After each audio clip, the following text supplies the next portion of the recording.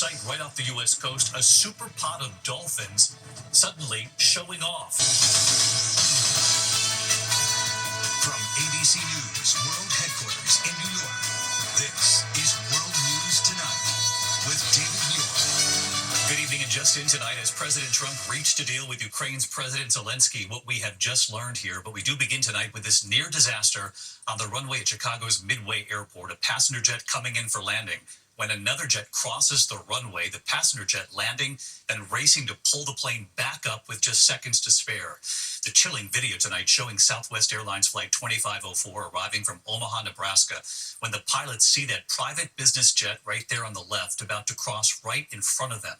The Southwest plane immediately pulling up, clearing the small jet crossing that runway by just 250 feet. The passenger jet circling and then landing the plane safely. But tonight, passengers who are already nervous about flying in these times on this very close call. Gio Benitez covers aviation, and he leads us off again tonight. Tonight, this heart-stopping moment caught on camera at Chicago's Midway Airport, a runway disaster averted by seconds. Watch again as that Southwest 737 comes in for landing this morning. That jet going 150 miles per hour just feet before touching down when the quick-thinking pilots abort the landing, pulling back into the air just as you see that private business jet crossing in front of them. Those Southwest pilots asking air traffic control what went wrong. Tower Southwest 2504, how'd that happen? Air traffic control told that FlexJet aircraft not to cross that runway. Exit 560 negative. Cross runway 31 left. Hold short runway 31 center. If the Southwest crew hadn't been so alert and seen this aircraft crossing the runway, this could have been a terrible, terrible tragedy. Flight Radar 24 data showing that Southwest jet clearing that private jet by about 250 feet. Southwest passengers Kaylee Mask and Emily Novak were on a girls' trip. I was kind of anxious about flying because there's been so many, crashes and things happening with the planes. I was just very thankful. Very thankful of how everything turned out. Very thankful for the pilot that we had. There have been more than 60 serious close calls at American airports since 2021. You can hear the panic in the controller's voice during this incident in 2023 when two planes nearly collided at JFK. Delta 1943, cancel takeoff plans. Delta 1943, cancel takeoff plans. Rejecting. And it comes after that deadly mid-air disaster in Washington, D.C. less than a month ago. 67 people killed when an Army Black Hawk helicopter collided with an American Airlines jet. And back in Chicago tonight, major questions about today's close call. And again, David, this was incredibly close, just seconds away from a disaster. Tonight, the NTSB and FAA are investigating. Gio Benitez leading us off here tonight. Gio, thank you. Now to that breaking news on Ukraine after intense pressure from President Trump calling President Zelensky a dictator and the Trump administration beginning peace talks with Russia and without Ukraine. Tonight, sources now telling ABC News the U.S. and Ukraine have now agreed to a deal that would give the U.S. some of the money from Ukraine's rare earth minerals. Will Ukraine get any promise of security in return? Here's our senior political correspondent, Rachel Scott, tonight. After weeks of an intense pressure campaign by President Trump on President Zelensky, calling the Ukrainian leader a dictator and starting peace talks with Russia without Ukraine, tonight it appears Zelensky is ready to make a major economic deal. A senior Ukrainian official telling ABC News both countries have agreed to the framework of a deal for Ukraine's rare earth minerals. The White House has not confirmed the deal, but Trump tonight in the Oval Office saying Zelensky may visit Washington in the coming days. It's a very big deal. It could be $1 trillion deal. It could be whatever, but it's rare earths and other things.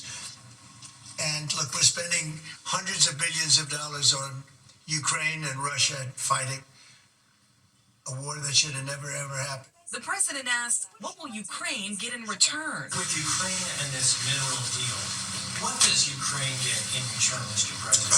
$350 billion and lots of equipment, and military equipment, and the right to fight on, and originally the right to fight. Look, Ukraine, I will say they're very brave and they're good soldiers, but without the United States and its money and its military equipment, this war would have been over in a very short period of time.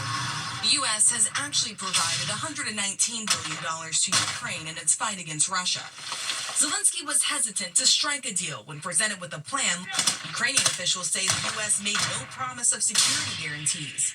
Trump pressed on that late today. Would you provide military support for Ukraine in the future as part You mean like of this security? agreement. Yeah. Well, people are going to do it. I think Europe will largely be responsible for that. European countries will be responsible. And tonight we're learning that Ukrainian President Zelensky is expected to travel here to Washington, D.C. on Friday. President Trump saying he is welcome at the White House if he wants to sign a final deal together, David. Rachel Scott live in Washington for us. Rachel, thank you. Meantime, President Trump is set to hold his first full cabinet meeting tomorrow. And tonight, the White House says Elon Musk will be there. And when the president was asked today if millions of federal workers need to answer that email listing 5 things you've done at work in the last week, President Trump signaling today it's voluntary, but if you don't answer, I guess you get fired. Mary Bruce at the White House tonight. Tonight, the White House announcing that Elon Musk will be there tomorrow when President Trump holds his first cabinet meeting. Musk sitting at the table with some of the secretaries he took by surprise, issuing that directive to more than 2 million federal workers to explain what they did last week in an email or lose their jobs. Some of those secretaries pushing back, telling their workers not to respond or that it was voluntary. Tonight, Trump sending mixed messages. Well, it's somewhat voluntary, but it's also if you don't answer, I guess you get fired. In the Oval Office, the president asked if Musk speaks for him. Is he speaking for you when he says you'll be terminated? Yeah, everybody speaks for me. I'm the one. I'll take responsibility. You know the old statement, the buck stops here, right? The White House says more than 1 million federal workers have responded to the email, but Gregory Bell, a Navy veteran who works as a medical records specialist at the Department of Defense, is not one of them. His agency told workers to hold off. A lot of people they're scared because they don't know what could come next. Many workers reluctant to speak on camera for fear of losing their jobs. It's just a lot for me and my family to deal with alone because I feel like we kind of became public enemy number 1 overnight. For nearly a week, Republican members of Congress have been getting pushback from their constituents. In Georgia, Republican Rich McCormick getting an earful. Because we are all freaking pissed off about this. You're going to hear it and feel it. Today, that Republican congressman speaking with ABC's Rachel Scott. People are concerned about what the Doge really is, what it can do, what its powers are. I think some of their actions have been too rapid, too apt, too for real people. I mean, you're talking about Republicans. You're talking about just Democrats. And tonight, more than 21 computer engineers and project managers who worked with Doge resigning in protest. They had worked for the U.S. Digital Service, which Doge replaced. In a letter saying, "We will not use our skills as technologists to jeopardize Americans' sensitive data or dismantle critical public services. We will not lend our expertise to carry out or legitimize Doge's actions." And tonight, the president making news on another front, announcing a new version of the green card, saying the U.S. will sell gold cards for $5 million to wealthy foreigners who want to live here.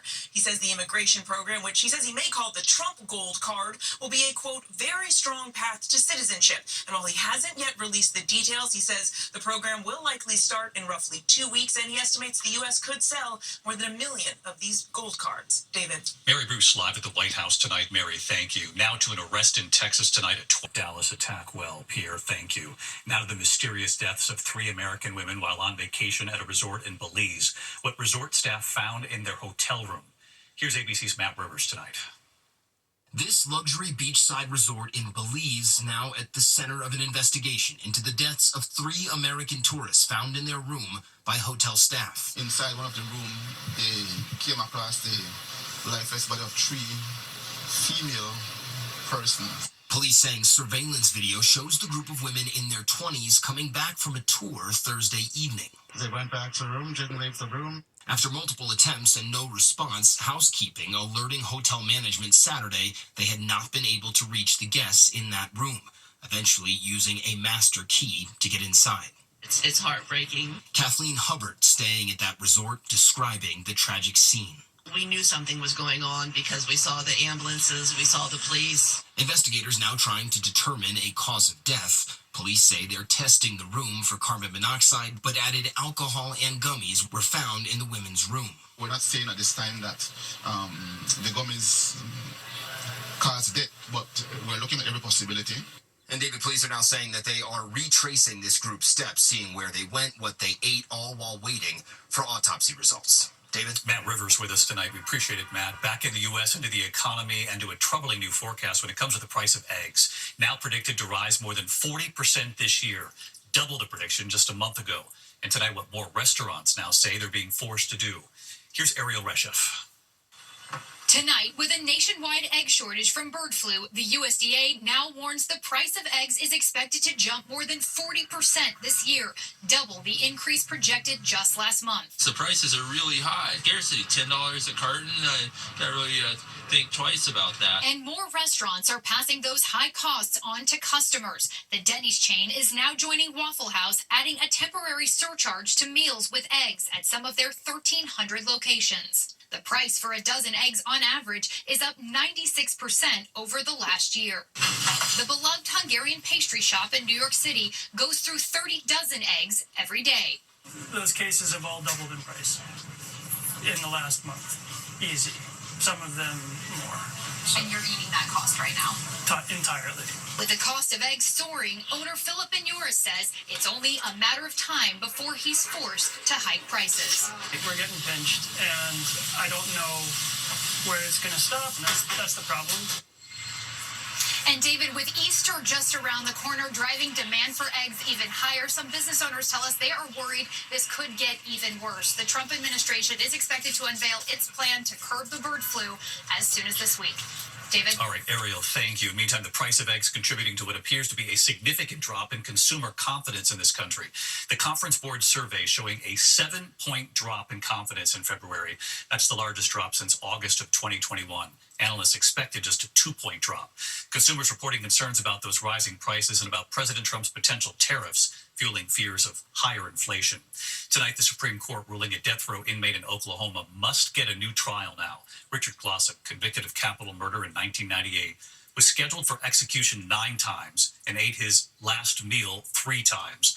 But in 2023, new evidence surfaced that showed prosecutors knew a key witness lied on the stand. The Supreme Court now ruling he was denied his constitutional right to a fair trial.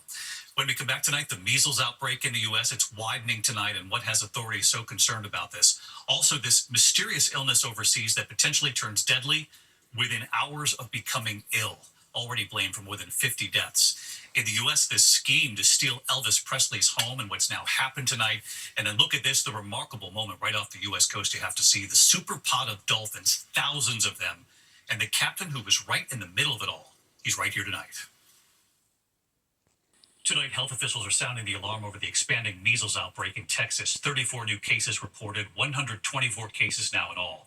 Most of the infections are in West Texas involving unvaccinated children.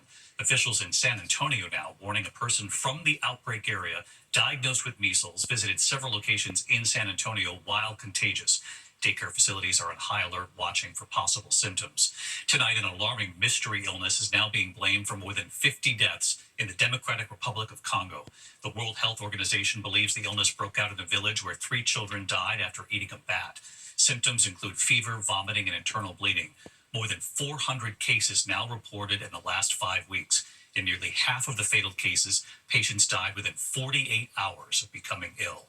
Tonight, the Vatican reports Pope Francis has been meeting with church officials while hospitalized in critical but stable condition in Rome. The Vatican says the Pope has not had any new breathing issues and that his blood work is stable now. He underwent a CT scan for his pneumonia. Doctors say his prognosis remains, quote, guarded. When we come back here tonight, the major turn in this scheme to steal Elvis Presley's home, Graceland. And Conan O'Brien hosting the Oscars. He's right here tonight. And the one thing he thinks would be more nerve-wracking. To the index of other news, and tonight they've been accused in a scheme to try to steal Elvis Presley's Graceland estate, pleading guilty now in Memphis, Tennessee. Lisa Finley admitting to mail fraud. Prosecutors say she tried to extort Presley's family, forging the signatures of his late daughter, Lisa Marie Presley, and a notary. Authorities say she planned to seize the estate and try to sell it at auction.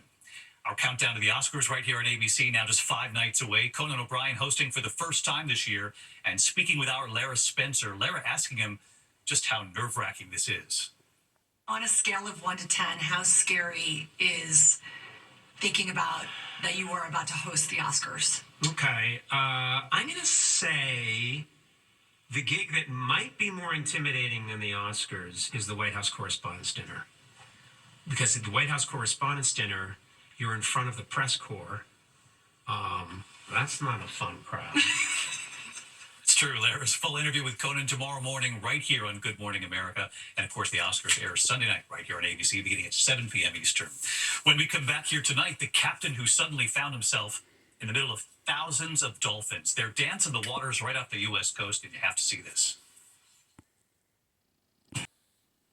Finally tonight here, Dancing with the Dolphins and the captain who captured it, America Strong.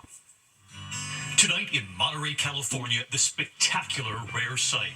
Thousands of dolphins swimming together, leaping into the air. The images captured by Captain Evan Brodsky from the boat tour company Monterey Bay Whale Watch on a scouting trip a little more than 10 miles from the harbor when they suddenly found themselves directly in the middle of this majestic scene. Mothers and their babies, nursery pods, swimming side by side in what's called a rare superpod. Nearly 3,000 dolphins in all, including the more elusive northern right whale dolphin, one of 2 dolphin species without a dorsal fin. And right here tonight, Hey, David. that captain who documented the moment, Captain Brodsky. This was just such an incredible sighting just because of the amount of dolphins that were there. It was astonishing. By sharing this video, I hope to inspire people to come see these dolphins wild and free in their natural habitat. We run trips daily from Monterey Bay, California, and we would love to have you out. Tonight, an invitation and an unforgettable sight, swimming with thousands of dolphins right off the U.S. coast. We might have to take him up on his invitation. What a sight. I'll see you right back here tomorrow. Good night.